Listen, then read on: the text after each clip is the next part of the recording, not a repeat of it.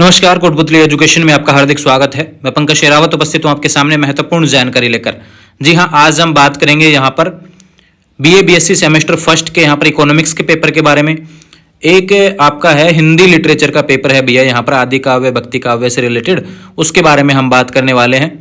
तो यहाँ पर एक पेपर और है 5 और 6 जून को जो होने वाला है, उसमें उर्दू का पेपर है शायद, है ना। उसके बारे में मैंने आपको कहा था कि भाई कंटेंट भेज देना, लेकिन किसी ने भी नहीं भेजा है। लेकिन कोई दिक्कत नहीं है, भेज देना भैया, अभी समय है 2 दिन का।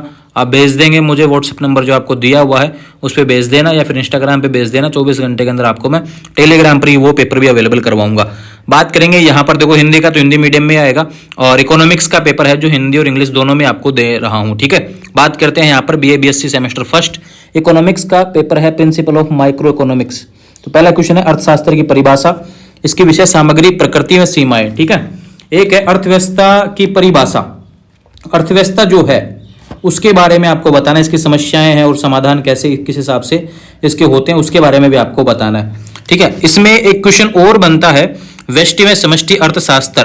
देखो यहाँ पे जो मेरे को सीरीज भेज रहे हैं, काफी विद्यार्थी मुझे अलग अलग सीरीज भेजते हैं, कोई पार्थ की भेजता है, कोई राजा की भेजता है, कोई पिछले साल की भेज रहा है, कोई 2024 की भेज रहा है। तो काफी क्वेश्चन का कंफ्यूजन होता है, लेकिन एक क्वेश्चन और ऐड कर लेना इसमें, व्यष्टि और समष्टि अर्थशास्त्र, ठीक है।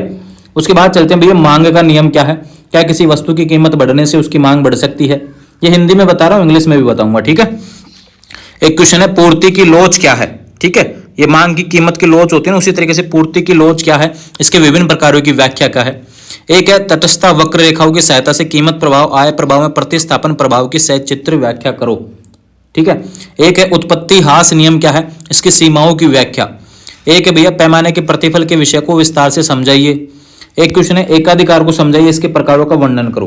तो कुछ क्वेश्चंस तो इंपॉर्टेंट ये थे। एक क्वेश्चन इंपॉर्टेंट और लिख लीजिए जो मैं लिखना भूल गया था यहाँ पर, रिकॉर्ड का जो लागत सिद्धांत है, लगान का आधुनिक सिद्धांत और रिकॉर्ड का लागत सिद्धांत, यहाँ से भी क्वेश्चन आपको देखने को मिल सकता है, ठीक है। ये इंपॉर्टेंट है भाई, यहाँ से देख लेना। और टिप्पणी में बात करते हैं, कुछ क्वेश्चन और हैं। उत्पादन फलन क्या है, कुल लागत, औसत लागत और सीमांत लागत में संबंध, तीनों लागतों में संबंध पूछेगा। कुल आगम, औसत आगम और सीमांत आगम में संबंध, यानी लागत और आगम में संबंध आपसे पूछेगा। पूर्ण प्रतियोगिता क्या है, उपभोक्ता संतुलन क्या है, यहां से क्वेश्चन देखने को मिलेंगे। तो ये तो था क्या, हिंदी मीडियम, ठीक है। चलते हैं इंग्लिश मीडियम की तरफ। देखो यहाँ पे मैंने इसी को ट्रांसलेट किया था। डेफिनेशन ऑफ इकोनॉमिक्स, पहला जो क्वेश्चन था, it's subject matter nature and glory. और दूसरा है definition of economy, problem and solution, इसके बारे में पूछेगा। What is the law of demand, यहाँ पर पूछेगा भैया, ये मांग वाला जो क्वेश्चन था, can the demand for a commodity increase if it's price increases, है ना। What is the elasticity of supply, explanation of its various types. अगला क्वेश्चन है भैया, explain price effect, fear effect and feedback effect with the help of indifference curves. अगला question है, what is the origin meditation rule, explanation of its limitations, इसकी सीमाएं के बारे में आपसे पूछ सकता है। और एक और क्वेश्चन है भैया, देख लेना कौन कौन सा है, सीमाएं पूछ रहा है। प्रभुशास्त्र क्या है इसका, और मोनोपोलाइजेस ऑफ ममसाई से क्या है। क्वेश्चन इंग्लिश में मैंने किस हिसाब से ट्रांसलेट कर दिया, मोबाइल से आया डायरेक्ट, है ना, देख लेना एक बार। और टिप्पणी में भी 4 क्वेश्चन आपको दिए थे। Relationship between production function total cost, मांग, वो जो आगम और लागत वाला था, उसमें तीनों में संबंध आपसे पूछेगा, ठीक है। और ये उपभोक्ता वाला क्वेश्चन आएगा, ठीक है, उपभोक्ता संतुलन, इसके बारे में क्वेश्चन आपसे देख सकता है। तो ये अपडेट्स हैं यहाँ पर इकोनॉमिक्स से रिलेटेड, देख लेना, थोड़ा सा मैनेज कर लेना। हिंदी की बात करते हैं। यहाँ पे देखो आपके सामने दिया है भैया, पहले आपका मैं समझा देता हूँ पेपर किस हिसाब से आएगा। खंड ए जो आएगा, इसमें क्वेश्चन देखने को मिलेंगे, 10% पूछे जाएंगे। पहला क्वेश्चन 2 नंबर का होगा, छोटे क्वेश्चन आएंगे, ठीक है। दूसरा जो भाग रहेगा उसमें सप्रसंग व्याख्या रहेगी। व्याख्या कहीं से भी आ सकती है, जो आपके पेपर में टॉपिक्स दिए हैं। यहाँ पे कहा गया है कि सेकंड यूनिट, थर्ड यूनिट और फोर्थ यूनिट में से 4 क्या वैंस हैं, इसमें से एक में से आपको क्वेश्चन मतलब कि यहाँ से व्याख्या पूछी जाएगी। और एक तरीके से ये कहूँ कि अथवा में भी आपको व्याख्या देखने को मिलेगी। तो एक आप पढ़ जाना अच्छे तरीके से, यूनिट सेकंड, थर्ड और फोर्थ में आप पढ़ जाइए अच्छे तरीके से।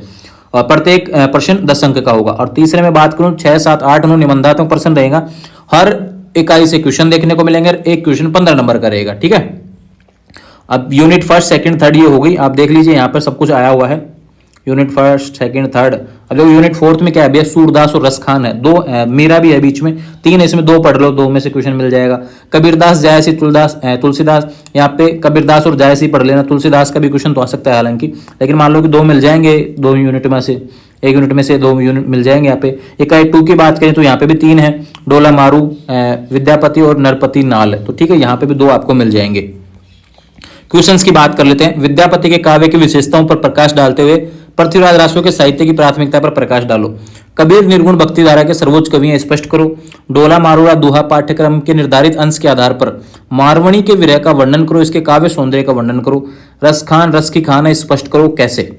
मीरा की विरह वेदना पर उदाहरण सहित व्याख्या करो। बीसल देव रस काव्य का कथासार लिखो। भक्ति काल को श्रवण काल कहा जाता है, स्पष्ट करो। जायसी के काव्य की विशेषताएं क्या है। मीरा की भक्ति भावना पर प्रकाश डालो। तुलसीदास की भक्ति भावना पर प्रकाश डालो। लगभग सभी का सेम सा ही रहेगा, ठीक है। और ब्रह्मर गीत के आधार पर सूर की गोपियों की प्रेम भावना का विवेचन करो। हिंदी साहित्य के आदिकाल की प्रमुख प्रवृत्तियों पर प्रकाश डालो। सूरदास कृष्ण भक्ति काव्य धारा के शीर्ष कवि प्रमाणित करो। इसमें देखो क्वेश्चन बहुत ज्यादा बनेंगे, यहाँ पे बीच में से क्वेश्चन हमेशा देखने को मिलता है। दूसरा बात करूं, नाथ साहित्य क्या है, फर्स्ट यूनिट से क्वेश्चन आएगा। जैन साहित्य, रासो साहित्य, नाथ साहित्य, ठीक है। 4 है लेकिन मैंने 3 ही लिखे यहाँ पर। अष्टछाप के कवियों का परिचय, आदिकाल की परिस्थितियां, संत काव्य की प्रवृत्तियां, विशिष्टता, और राम भक्ति और कृष्ण भक्ति शाखा के काव्यों की विशेषता है। इस तरीके से आपका हिंदी का पेपर होने वाला है। उर्दू का जो पेपर है भैया, वो सब क्वेश्चन मुझे भेज देंगे और मैं टेलीग्राम पर उसका वैसे बना के भेज दूंगा, ठीक है। उसका वीडियो नहीं आ पाएगा, तो जुड़े रहेंगे चैनल के साथ। चैनल को सब्सक्राइब करें और आने वाले समय से अपडेट्स के लिए इंस्टाग्राम के माध्यम से भी जुड़ जाएंगे, टेलीग्राम पे जुड़ जाएंगे। एक मोबाइल नंबर दिया है 9694318392। ये फर्स्ट ईयर नॉन के लिए है भैया।